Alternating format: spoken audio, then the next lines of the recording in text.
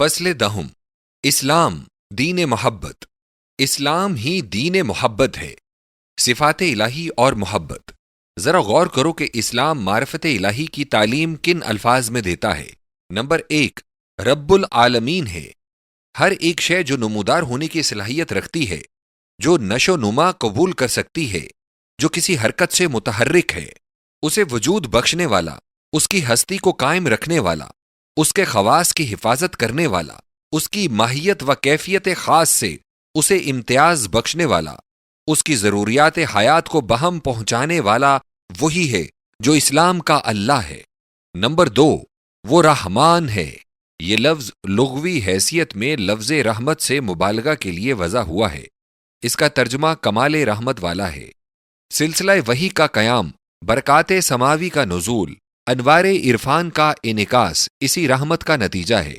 ارض و سما اور خلا و فضا کا قیام اسی رحمان کے حکم سے ہے۔ چرند و پرند کی بقا اسی رحمان کے عطیے سے ہے۔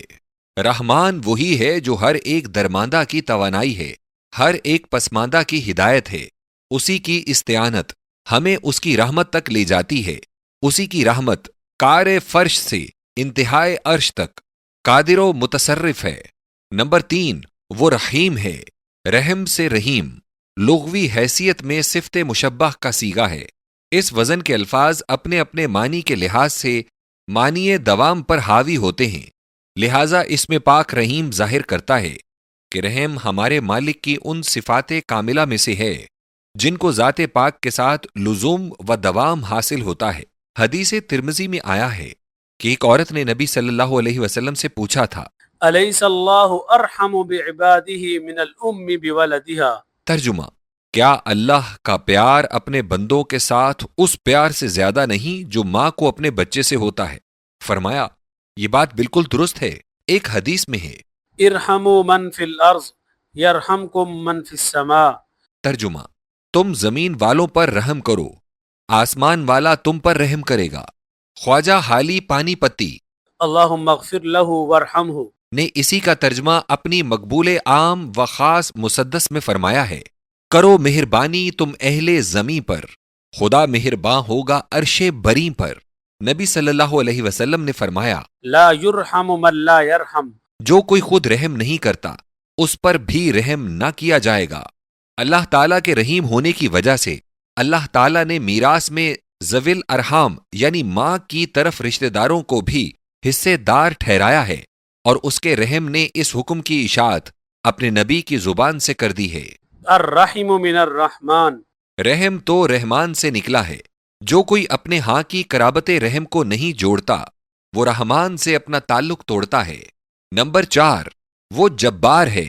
اسماء حسنہ میں جبار کے معنی وہ نہیں جو عوام نے سمجھے اور جبر کو ظلم و ستم کا مترادف خیال کیا، بلکہ جبار کے معنی ہیں شکستہ دلوں کی شکستگی کو دور کرنے والا، دکھیاؤں کے درد دکھ کو توڑنے والا۔ نمبر 5، قہار ہے۔ یہاں بھی قہر کے معنی غیظ و غضب نہیں بلکہ قہر کے معنی حکومت ہیں۔ وہو القاہر فوق عبادہ۔ وہ اپنے بندوں پر حکمران ہے۔ نمبر 6، وہ بر ہے، بہترین سلوک کرنے والا، احسان فرمانے والا ہے۔ نمبر 7، وہ مجیب ہے، بندوں کی دعا پرارتھنا کو قبول فرماتا ہے۔ نمبر 8، وہ رقیب ہے۔ نمبر 9، وہ تواب ہے، گناہ گاروں کی معذرت قبول فرماتا، تازہ القاب سے ان کو خوشی بخشتا ہے۔ نمبر 10، وہ وہاب ہے، بے اندازہ نعمتوں کا عطا فرمانے والا۔ نمبر 11، وہ مقیت ہے، روزی رساں۔ نمبر 12، وہ نور ہے، آسمانوں اور زمین کی ضوء و ضیاء اسی سے ہے، شمس و قمر کو روشنی اسی سے ملی ہے، آنکھوں کو بینائی اسی نے دی ہے، مومن کے دل کا چراغ اسی کے نور سے روشن ہے۔ نمبر 13، وہ فتاح ہے، انسان سے مصیبتوں کو دور کرتا ہے، اس کی مشکلات کو حل فرماتا ہے۔ نمبر 14، وہ رؤوف ہے، گہرا پیار کرنے والا، دل نواز، بندہ پرور۔ نمبر 15، وہ حی ہے، زندہ اور حیات آفرین اور حیات بخش۔ نمبر 16، وہ قیوم ہے، پائندہ اور قیام بخشندہ۔ نمبر 17، وہ عفو ہے، بار بار معاف فرماتا ہے، معاف کر دینے کو پسند کرتا ہے۔ نمبر 18 وہ ولی ہے، ولا و محبت اس کی ذات میں ہے۔ نمبر 19 وہ ہادی ہے، سالکان راہ کو منزل مقصود تک پہنچا دیتا ہے۔ نمبر 20 وہ مغنی ہے، غنا بخشنے والا، بندے کو دوسرے بندے کی احتیاج سے نجات دینے والا۔ نمبر 21 وہ معطی ہے، اس کا عطا و نوال بے پایاں ہے۔ نمبر 22 وہ کریم ہے، دیتا ہے اور معاوضے کی اسے ضرورت نہیں۔ نمبر 23 وہ رزاق ہے، جسم اور روح کے قیام کے لیے جیسی خوراک باہر و بر کے رہنے والوں کی ہو اور تحت سرا میں سانس لینے والوں کو ہر ایک کو مناسب غذا عطا فرماتا ہے۔ نمبر 24 وہ غفور ہے، گناہ و خطا کو چھپا دیتا ہے، دور کر دیتا ہے۔ اسلام میں اسماء حسنہ کا شمار 99 ہے، جن پر میں نے ایک مستقل کتاب شرح اسماء الحسنہ لکھی ہے۔ اللہ تعالیٰ کی صفت ودود اور محبت، ہم نے اس جگہ 24 نام ایسے پیش کر دیے ہیں جن میں محبت اور آثار محبت کا جلوہ موجود ہے۔ اس سے آگے نمبر 25 وہ ودود ہے، ود زبان عرب میں محبت کی قسم اعلیٰ کو کہتے ہیں۔ ایک آیت ہے جس میں رحمت اور ود دونوں کو جمع کر دیا ہے، فرمایا سَيَجْعَلُ لَهُمُ الرَّحْمَنُ وُدًّا۔ سورہ مریم، رحمان ان کے لیے ود کو مہیا فرمائے گا۔ ایک دوسری آیت میں غفران اور ودود کو جمع فرمایا ہے۔ وَهُوَ الْغَفُورُ الْوَدُودُ۔ سورۃ البروج، بعد ازاں دیکھو کہ حب اور اس کے مشتقات کا بھی اللہ و رسول کے کلام میں بکثرت استعمال فرمایا گیا ہے۔ اللہ تعالیٰ نے کلام پاک کے ایک ہی مختصر جملے میں بندوں کی محبت کا اللہ کے ساتھ اور اللہ کی محبت کا بندوں کے ساتھ ہونا ثابت فرما دیا ہے۔ يُحِبُّهُمْ وَيُحِبُّونَهُ۔ سورۃ المائدہ، سچے بندے اللہ سے محبت کرتے ہیں اور اللہ ان بندوں سے محبت کرتا ہے۔ محبت الہی کے مستحق لوگ بعد ازاں صراحت مقصود کے لیے یہ بھی ظاہر فرمایا کہ محبت الہی کی شائستگی کیسے بندوں کو حاصل ہے۔ إِنَّ اللَّهَ يُحِبُّ الْمُحْسِنِينَ۔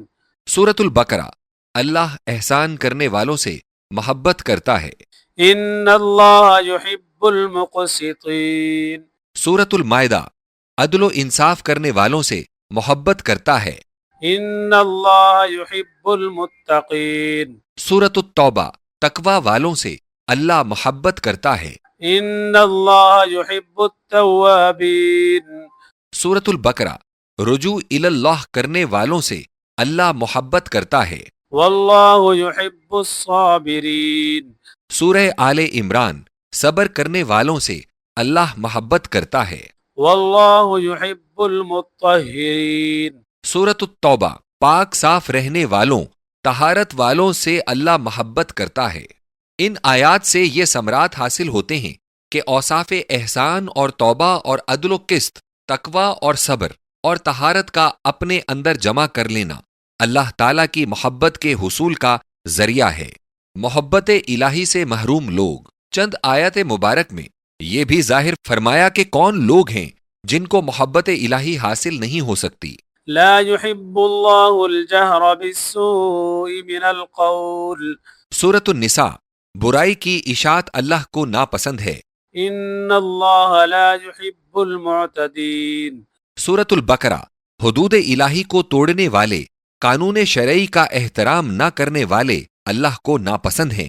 ان اللہ لا يحب من كان مختالا فخورا۔ سورۃ النساء، اللہ تعالیٰ ہیلا باز اترانے والے کو ناپسند کرتا ہے۔ ان اللہ لا يحب الخائنین۔ سورۃ الانفال، خیانت کرنے والے کو اللہ ناپسند کرتا ہے۔ ان اللہ لا يحب كل خوان کفور۔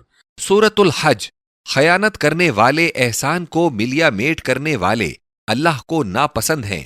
ان اللہ لا يحب الفرحین۔ سورۃ القصص، شیخی باز اترانے والے اللہ کو ناپسند ہیں۔ ان اللہ لا يحب المفسدین۔ سورۃ القصص، فساد اٹھانے والے اللہ کو ناپسند ہیں۔ انہ لا يحب الکافرین۔ سورۃ الروم، کافر اللہ کو ناپسند ہیں۔ إنه لا يحب المسرفين. سورۃ الاعراف، اسراف کرنے والے اللہ کو ناپسند ہیں۔ إنه لا يحب الظالمين. سورۃ الشورى، ظلم کرنے والے اللہ کو ناپسند ہیں۔ ان آیات سے کیا فوائد حاصل ہوئے؟ کہ برائی کی اشاعت کرنا آئین شکنی، ہیلا بازی، عیاری، خیانت، ناشکری، احسان فراموشی، اترانا، غرور، فساد انگیزی، کفر، اسراف، ظلم وہ اخلاق ذمیمہ ہیں جن کے ارتکاب سے انسان محبت الہی سے محروم ہو جاتا ہے۔ محبت کا اتنا مکمل بیان ثابت کرتا ہے کہ اسلام دین محبت ہے۔ محبت اور احادیث رسول صلی اللہ علیہ وسلم۔ اب سیدنا و مولانا نبی کریم صلی اللہ علیہ وسلم کے ارشادات سنو۔ نمبر 1، لا تدخلوا الجنة حتى تؤمنوا ولا تؤمنوا حتى تحابوا. ترجمہ، جب تک ایمان نہیں تب تک جنت میں داخلہ نہ ہوگا، جب تک آپس کی محبت نہیں تب تک ایمان نہیں۔ نمبر 2، مثل المؤمنين في توادهم وتراحمهم وتعاطفهم مثل الجسد إذا اشتكى منه عضو تداعى له سائر الجسد بالسهر والحمى. آپس کی محبت، آپس کے پیار و آپس کے تعلقات میں مومنوں کی مثال ایک جسم کی سی ہے جو چند اعضاء سے مرکب ہوتا ہے، پھر اگر ایک عضو کو تکلیف ہو جاتی ہے تب سارے جسم کے سارے اعضاء بے خوابی و تپ و بے تابی میں اس کا ساتھ دیتے ہیں۔ غور کرو، یہاں تواد، تراحم اور تعاطف 3 الفاظ کا استعمال فرمایا گیا ہے۔ تواد بتلاتا ہے کہ خیر اندیشی و خیر طلبی کا وہ درجہ حاصل ہو جائے کہ اپنے اغراض و مقاصد کو دوست کی غرض و مقصد پر قربان کرنا آسان ہو۔ تراحم ظاہر کرتا ہے کہ دوست کی مصیبت کا احساس تمہارے دل میں ہو۔ تعاطف یہ ہے کہ ایک دکھ میں ہے تو اس کا درد دوسرے کو ہے، ایک کا کام اٹکا ہوا ہے تو دوسرا اس کی تدابیر میں لگا ہوا ہے۔ نمبر 3، إن من عباد الله لأناسا ما هم بأنبياء ولا شهداء يغبطهم الأنبياء والشهداء يوم القيامة لمكانهم من الله تعالى. قالوا يا رسول الله تخبرنا من هم؟ قال هم قوم تحابوا بروح الله على غير أرحام بينهم ولا أموال يتعاطونها، فوالله إن وجوههم لنور وإنهم لعلى نور لا يخافون إذا خاف الناس ولا يحزنون إذا حزن الناس. وقرأ هذه الآية ألا إن أولياء الله لا خوف عليهم ولا هم يحزنون. ترجمہ، نبی کریم صلی اللہ علیہ وسلم نے فرمایا، بندگان خدا میں کچھ ایسے لوگ ہیں جو نہ نبی ہیں نہ شہید، لیکن ان کا درجہ جو اللہ کے ہاں ہے اس کی وجہ سے نبی اور شہید بھی ان کو چاہت کی نظروں سے دیکھیں گے۔ لوگوں نے پوچھا، حضور وہ کون ہیں؟ فرمایا، یہ وہ محبت کرنے والے ہیں جن کی باہمی محبت صرف للہیت پر ہے، قرابت یا مال و زر کی داد و ستت پر نہیں۔ ان کے چہرے نور ہوں گے اور وہ نور پر ہوں گے جب سارے لوگ غم و اندوہ میں ہوں گے، مگر ان کو غم ہوگا نہ حزن۔ بعد ازاں حضور صلی اللہ علیہ وسلم نے یہ آیت ألا إن أولياء الله لا خوف عليهم ولا هم يحزنون سورہ یونس تلاوت فرمائی، یعنی اللہ کے ولی ان پر نہ حزن ہوگا اور نہ وہ غم زدہ ہوں گے۔ اس حدیث پر غور کرو کہ ولایت ربانی کو باہمی محبت ایمانی کا ثمرہ فرمایا گیا ہے، اور اس محبت کا ثمرہ وہ قرب و تمکین ہے جو بروز حشر ان کو حاصل ہوگی۔ نمبر 4، يقول الله عز وجل يوم القيامة أين المتحابون لجلالي اليوم أظلهم في ظلي يوم لا ظل إلا ظلي. ترجمہ، اللہ تعالیٰ بروز قیامت فرمائے گا، کدھر ہیں وہ جن کی باہمی محبت صرف میرے لیے تھی؟ میں آج ان کو اپنے سائے میں جگہ دوں گا، جبکہ میرے سائے کے سوا اور کوئی سایہ نہیں۔ ہر شخص جانتا ہے کہ والدین کا سایہ کیسے ناز و تنوم کا موجب ہوتا ہے، اور کسی مہربان حکمران کا سایہ کتنے اقبال و دولت کا ضامن ہوتا ہے۔ اس پر الہی سائے کی وقت و قدر و منزلت کا قیاس کر لو، اگرچہ ہم ان نعمتوں کا قیاس کر ہی نہیں سکتے جن کو نہ آنکھ نے دیکھا ہے، نہ کان نے سنا ہے، اور نہ دل آج تک اس کی ماہیت کو سمجھ سکا ہے۔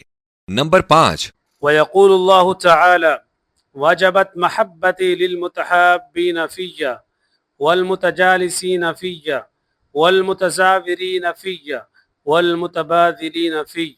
ترجمہ: نبی صلی اللہ علیہ وسلم نے بتایا کہ اللہ تعالیٰ فرماتا ہے کہ میری محبت ان اشخاص کے لیے واجب اور ضروری ہو گئی ہے، نمبر 1 جن کی محبت میرے لیے ہے، نمبر 2 جن کا آپس میں مل بیٹھنا میرے لیے ہے، نمبر 3 جو میرے لیے ایک دوسرے کی زیارت کرتے ہیں، نمبر 4 جو میرے لیے بذل و صرف کرتے ہیں۔ محبت کے اثرات اور تقاضے۔ محبت کے اثرات و موجبات بھی نبی صلی اللہ علیہ وسلم ہی نے بیان فرما دیے۔ فرمایا، نمبر 1 المسلم اخو المسلم لا يخذله ولا يكذبه ولا يظلمه وان احدكم مرآة اخيه فان رأى اذى فليمت عنه. ترجمہ: مسلم مسلم کا بھائی ہے، وہ نہ اسے رسوا کرے، نہ جھٹلائے، نہ ظلم کرے۔ تم ایک دوسرے کے لیے مثل آئینہ ہو، اگر اپنے بھائی میں کوئی تکلیف دہ بات دیکھو تو اسے دور کرو۔ نمبر 2 من ذب عن عرض اخيه رد الله النار عن وجهه يوم القيامة. ترجمہ: جس نے مسلم بھائی کی عزت کو بچایا، اللہ تعالیٰ اس کے چہرے کو آتش دوزخ سے بچائے گا۔ نمبر 3 من نفس عن مؤمن كربة من كرب الدنيا نفس الله عنه كربة من كرب يوم القيامة ومن يسر على معسر يسر الله عليه في الدنيا والآخرة ومن ستر مسلما سره في الدنيا والآخرة والله في عون العبد ما كان العبد في عون أخيه. ترجمہ: جو کوئی شخص کسی مومن کی دنیاوی تکلیف دور کرتا ہے، اللہ قیامت کے دن اس کی تکلیف کو اس سے دور کرے گا۔ جس نے کسی تنگ دست پر آسانی کی، اللہ دنیا و آخرت کے معاملات آسان فرمائے گا۔ جس نے کسی مسلم کی عیب پوشی کی، اللہ اس کے عیوب پر دنیا و آخرت میں پردہ ڈالے گا، اور اللہ بندے کی مدد فرماتا رہتا ہے جب تک بندہ اپنے بھائی کی مدد میں ہوتا ہے۔ لفظ محبت کی معنوی گہرائی۔ میں اس بیان کو ختم کرنے سے پیشتر یہ بھی بتا دینا چاہتا ہوں کہ لفظ محبت کو عربی زبان میں معنی محبت کے لیے تجویز کرنے سے پیشتر مندرجہ ذیل محاورات کو پیش نظر رکھا ہے۔ حبب الماء پانی نتھر گیا، حب البعیر اونٹ زانو جما کر بیٹھ گیا، حباب بلندی سے ملی ہوئی پاکیزگی۔ حب وہ دانہ جو رزق انسانی بناتا ہے اور مایہ حیات بشر سمجھا جاتا ہے۔ جب حروف ہا واو با کا اجتماع صفائی و پاکیزگی، بلندی و استقرا اور سبب حیات کے معنی میں مسلم ہو گیا، تب اسے اقوال محرکات یعنی ضمہ سے اور زیادہ قوی بنایا اور لفظ حب کو مادہ محبت قرار دیا۔ میں کہتا ہوں کہ اگر کسی کے پاس اسلام کے سوا محبت کی ایسی تعلیم موجود ہے تو وہ بھی وضاحت سے بیان کر دے، ورنہ کم از کم الفاظ پریم یا لو کی ترکیب لغوی ہی کے اندر اتنے دقیق معنی کا ہونا جو ہم نے لفظ حب کے اندر واضح کیے ہیں ثابت کرے۔ الغرض نتیجہ صاف ہے کہ اسلام ہی دین محبت ہے، اور وہ اپنی اسی خصوصیت کی وجہ سے محبوب قلوب اور مطلوب جمہور ہو رہا ہے۔ فصل 11، اسلام مساوات کا بانی۔ اسلام ہی مساوات کا بانی ہے۔ مساوات کے معنی یہ نہیں کہ ایک جاہل بامقابلہ عالم کے اور ایک غدار بامقابلہ ایک وفادار کے اور ایک ناقابل و ناکارہ بامقابلہ ایک فرض شناس کے یکساں حیثیت رکھتے ہیں۔ ایسا کرنا تو حقوق انسانیت اور حقوق اخلاق کو تباہ کر دینا ہے۔ ہاں، مساوات کے معنی یہ ہیں کہ ہر شخص کو شرعاً و قانوناً و اخلاقاً وہ تمام حقوق حاصل ہوں جو کسی دوسرے شخص کو اسی ملک یا اسی دین کے اندر حاصل شدہ ہوں۔ سلطنت برطانیہ میں مساوات کا حال۔ برطانیہ کے شاہی جھنڈے میں انگلینڈ، ویلز، اسکاٹ لینڈ اور آئرلینڈ شامل ہیں، لیکن کسی آئرش کو پرائم منسٹر ہونے کا موقع نہیں دیا گیا۔ انگلستان کی آبادی میں باللحاظ مذہب دو بڑی قومیں ہیں، پروٹیسٹنٹ اور کیتھولک، مگر آج تک کسی کیتھولکی کو پرائم منسٹری پر ممتاز نہیں کیا گیا۔ سن 47 تک ہندوستان کے کسی گورنر پر کوئی مقدمہ نہیں چلایا جا سکتا۔ کنگ امپیریئر کے حقوق کی حفاظت کے لیے خاص مراعات قوانین عدالت سے بالکل علیحدہ تھیں۔ انتخاب ممبران پارلیمنٹ وغیرہ میں ٹیکس دہندگان کے حقوق ان سے زائد ہیں جو ٹیکس ادا نہیں کر سکتے۔ ہندوستان سے انگلستان کو اور انگلستان سے ہندوستان کو مال تجارت بھیجے جانے کے قواعد اور محاصل کی شرح بالکل الگ الگ تھی۔ پھر حقوق کے اندر تفاوت خود ایک ہی مذہب کے ماننے والوں میں بھی نمایاں ہیں۔ دیسی عیسائیوں اور یورپین عیسائیوں کے گرجا اور قبرستان الگ الگ ہیں۔ الحاظہ افسروں اور ماتحتوں کے کلب اور سوسائٹیاں بالکل جدا جدا ہیں۔ پوپ ہمیشہ یورپین ہی منتخب ہوا۔ 20 صدیوں میں اس ملک سے جو خداوند مسیح کا ذات بوم ہے، کوئی دیسی پوپ نہیں بنایا گیا۔ لارڈ بشپ آف کنٹربری بھی ہندوستان یا کسی دوسری کالونی کا باشندہ نہیں مقرر ہوا۔ ہندوستان یا کالونی یا انگلستان میں کبھی کوئی کمانڈر ان چیف ایشیائی اقوام سے نہیں لیا گیا۔ اسلام نے انہی امور پر نظر غور ڈالی ہے اور عدم مساوات کے جملہ احتمالات کا خاتمہ کر دیا ہے، اور وحدت اسلامی کے اندر داخل ہونے والے ہر شخص کی، وہ کسی ملک اور قوم کا باشندہ ہو، جملہ حقوق میں بالکل مساوی اور برابر کا سمجھا ہے۔ اسلامی مساوات کے شاندار نمونے۔ نمبر 1، برامکا آتش پرست تھے۔ اسلام لانے کے بعد انہی کا خاندان ہارون رشید کی وزارت عظمی پر تمکن تام رکھتا تھا۔ نمبر 2، رائے دہندگی کا حق ہر ایک غلام و آزاد، زردار و بے زر کو اسلام میں حاصل ہے۔ نمبر 3، یہی حق عورتوں کو حاصل ہے۔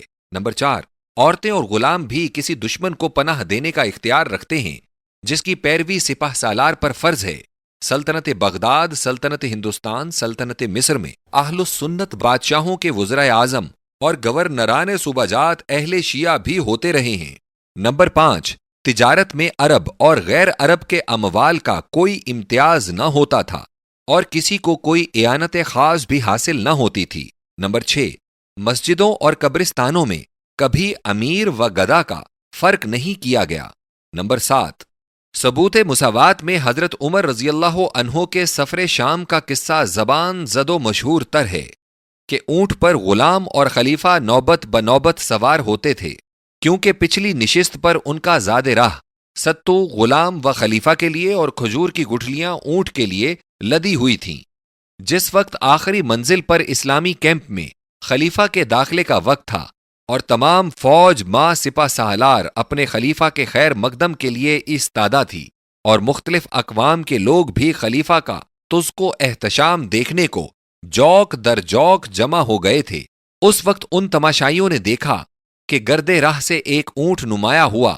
سپہ سالار اور افسروں کا اس کے خیر مقدم میں آگے بڑھنا غیر مسلم تماشائیوں کے لیے نہایت تعجب خیز تھا۔ ان میں سے ایک نے ایک مسلم غازی سے پوچھا کہ آپ کا خلیفہ یہی ہے جو اس اونٹ پر سوار ہے؟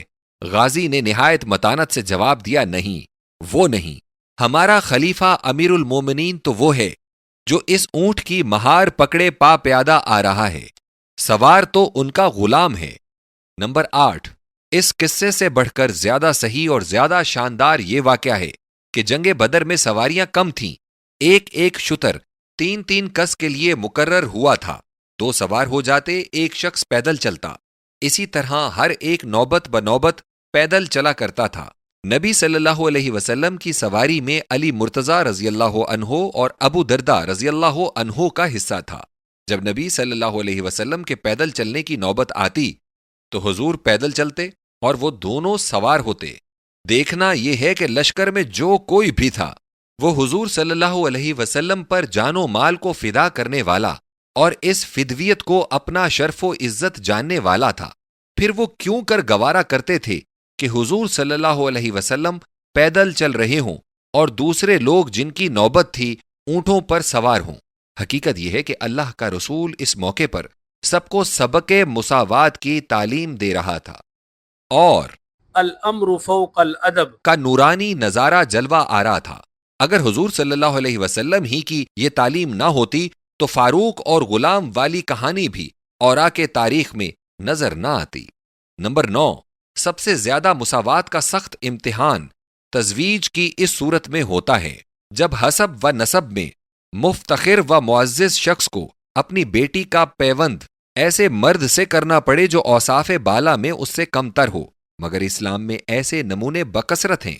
زینب بنت جہش قرشیہ نبی کریم صلی اللہ علیہ وسلم کی سگی پھپھی کی بیٹی کا نکاح اول زید بن حارثہ رضی اللہ عنہ سے ہوا تھا، جن کو اہل مکہ زر خرید غلام جانتے تھے، اور جن کو بازار اکاس سے خرید کر لانے والے حکیم بن حزام ابھی موجود تھا۔ یہ طاہرہ ختیجۃ الکبریٰ رضی اللہ عنہا کے خواہر زادہ ہیں۔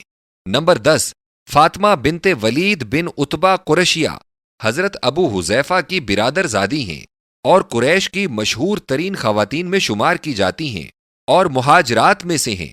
ان کا نکاح ابو حذیفہ کے غلام سالم سے ہوا تھا۔ یہ دو مثالیں تو قریشی عورتوں کی ہیں۔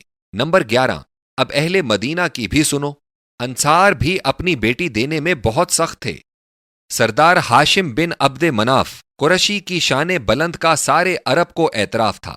انہوں نے یثرب میں لیلا سے نکاح کی درخواست کی تو اس مغرور قبیلے نے یہ درخواست اس شرط پر قبول کی کہ لیلا کبھی مکہ نہ جائے گی۔ اس تکبر والے قبیلے کا حال اسلام میں یہ تھا کہ ایک روز بلال رضی اللہ عنہ نے مسجد میں ظاہر کیا کہ لوگو، میں غلام بھی ہوں، حبشی بھی ہوں، بے زر و مال ہوں، اور بائیں ہما نکاح کا خواستگار بھی ہوں۔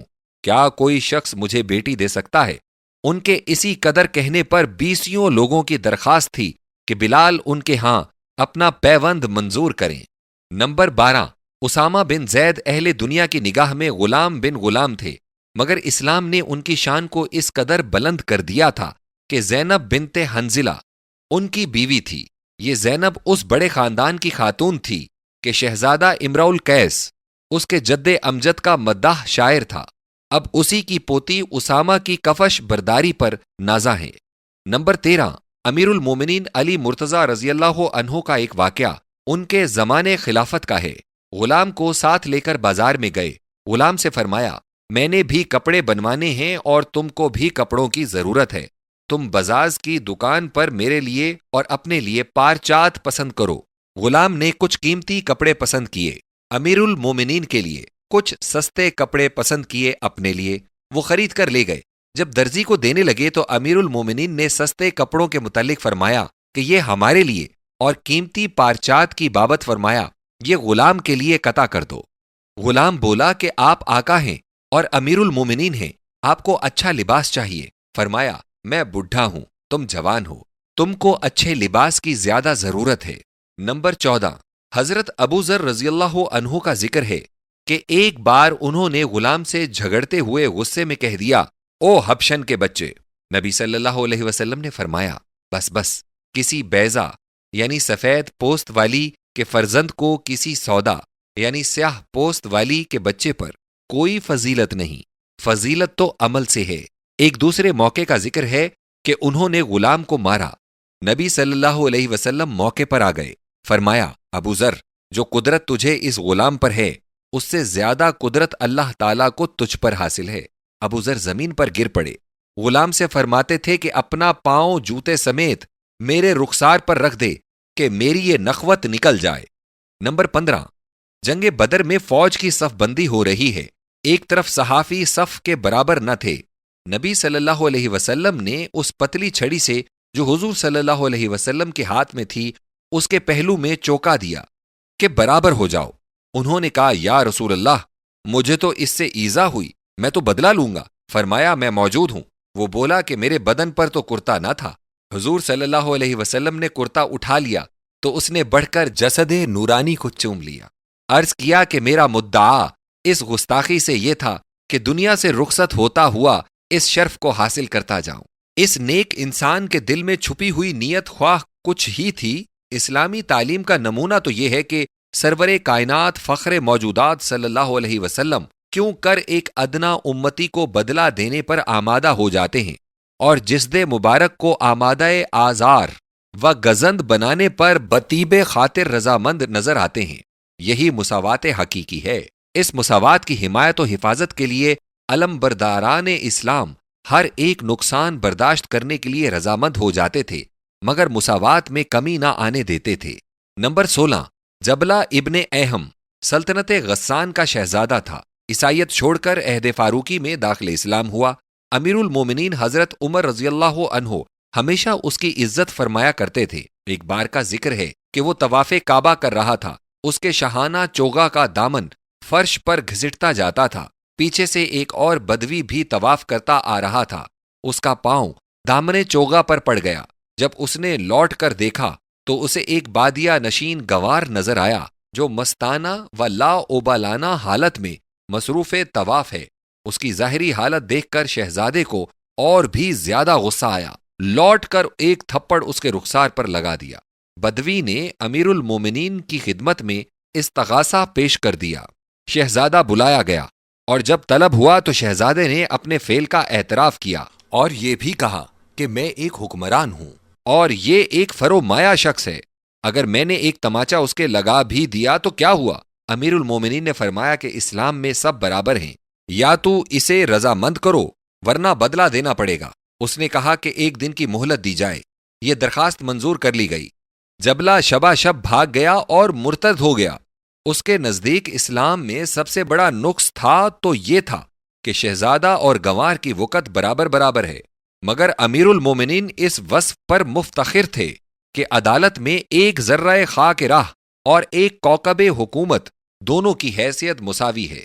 یہ ممکن ہے کہ ناظرین کتاب ان واقعات صحیحہ کو ایک کہانی کے طور پر پڑھ جائیں، مگر ان واقعات کی قدر و منزلت اس وقت معلوم ہوگی جب دنیا کی تاریخ کی ورق گردانی کی جائے گی اور طلب و تجسس بے حساب کے بعد بھی اس کی نظیر ان کو نہ مل سکے گی۔ اسلام میں ایسے نظائر بے شمار ہیں۔ میں صرف ایک اور واقعہ لکھ کر اس عنوان کو ختم کرتا ہوں۔ نمبر 17، فاروق رضی اللہ عنہ اور مرتضیٰ رضی اللہ عنہ بیٹھے تھے۔ دوستانہ سلسلہ کلام جاری تھا۔ ایک یہودی آیا، کہا علی رضی اللہ عنہ پر دعویٰ کرنے آیا ہوں۔ امیر المومنین رضی اللہ عنہ نے فرمایا ابو الحسن سامنے کھڑے ہو کر جواب دہی کرو۔ مرتضیٰ رضی اللہ عنہ اٹھے، دیکھا گیا کہ اس وقت ان کے چہرے پر بل تھا۔ دعویٰ سنایا گیا، فیصلہ کر دیا گیا۔